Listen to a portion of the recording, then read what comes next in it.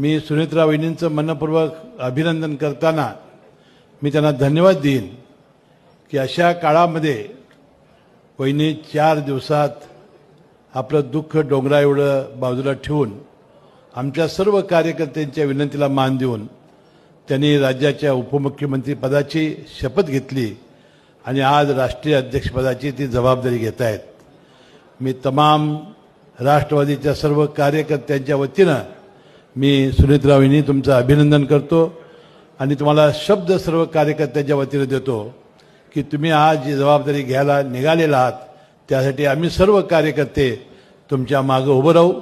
राष्ट्रवादी काँग्रेस पक्ष वाढवण्यासाठी जी जी जबाबदारी तुम्ही आमच्यावर द्याल ती जबाबदारी अतिशय प्रामाणिकपणानं पार पाडू आणि आपण जे अजितदादाचं अधुरं राहिलेलं स्वप्न पूर्ण करण्यासाठी आपण निश्चितपणानं संपूर्ण राज्याला पुढे नेण्यासाठी आपण काम कराल अशा प्रकारची अपेक्षा व्यक्त करतो. हे आहे गोकुळचं श्रीखंड, अगदी जिभेवर रेंगाळणार. जिभेवरच नाही तर मनावरही रेंगाळणार. गोकुळ श्रीखंड, मनावर रेंगाळणार.